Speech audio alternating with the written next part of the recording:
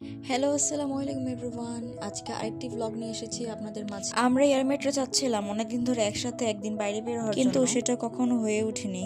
আমাদের অনেকবার প্ল্যান হয়েও ক্যান্সেল হয়ে গিয়েছে, পরে আর যাওয়া হয়নি। ওই দিন ফাইনালি ম্যামকে অনেকবার রিকোয়েস্ট করার পর আমরা সবাই মিলে বের হয়েছি রাতে ডিনার করার জন্য। তো ওই দিন আমরা সবাই মিলে কোথায় গিয়েছিলাম, কি কি খেয়েছিলাম এবং কতটুকু এনজয় করেছি সেটা আজকে আপনাদের সাথে শেয়ার করবো। তো আমরা সবাই যাচ্ছি একসাথে ডিনার করার জন্য। প্রায় 7টার দিকে আমরা সবাই রেডি হয়ে একসাথে বের হয়ে যাই।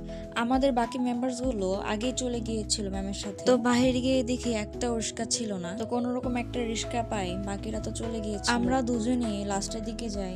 ওইখানে পৌঁছেই দেখি ম্যাম এবং বাকিরা আমাদের জন্য ওয়েট করছিল বাহিরে দাঁড়িয়ে। প্রথমে ভেবেছিলাম রেস্টুরেন্টে তেমন ভালো লাগবে না, তোলার জন্য ভালো জায়গা হবে না, তেমন আমরা এনজয় করতে পারবো না। তারপর আমরা লিফটে উঠে 8তলা প্রেস করে যখনই রুফটপে চলে যাই, তখনই এর ইন্টেরিয়র দেখে আমার পুরোপুরি ধারণা পাল্টিয়ে যায়।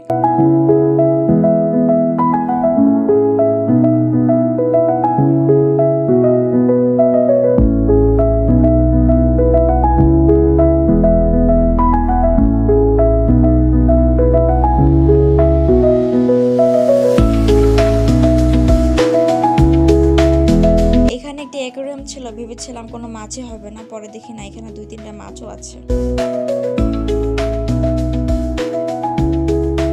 আর এই কর্নার সাইডটিতে মোটামুটি ভালো অ্যাক্টিভিটিস ছিল বাচ্চাদের জন্য। এগুলো দেখে আমারও মন চাইলো একটু আমিও উঠি, বাচ্চাদের মতো খেলাধুলা করি। এখানে ক্যারামও ছিল, সবাই মিলে এখানে ক্যারাম খেলছিল এবং আমি এত ভালো খেলছিলাম যে মানুষ আমার খেলা দেখে হাততালি দিচ্ছিল। ওই দিন বাহিরে এত বেশি গরম ছিল, যার জন্য আমরা রুফটপে না বসে আমরা একটু এসি রুমে বসি। খাবারের মধ্যে ছিল ফ্রাইড রাইস, চিকেন ফ্রাই এবং ক্যাশনাট স্যালাড। আর আমার বাকি এয়ারমেট গুলো আমার সামনে টেবিলে বসছিল।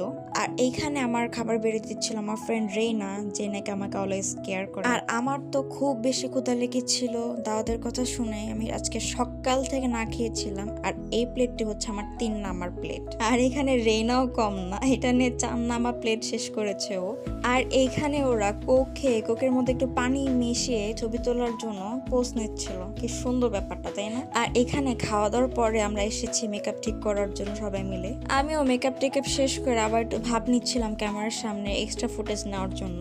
আর এমনি তো মেয়েরা ঢং করবে না তো ছেলেরা ঢং করবে। তারপর আমরা খাওয়া দাওয়া শেষ করে রেডি সেডি হয়ে ছবি টবি তুলে নিচে আসি বের হওয়ার জন্য। এখানে ফ্যানের বাতাস খাচ্ছিলাম, কারণ বাহিরে আজকে অনেক বেশি গরম ছিল।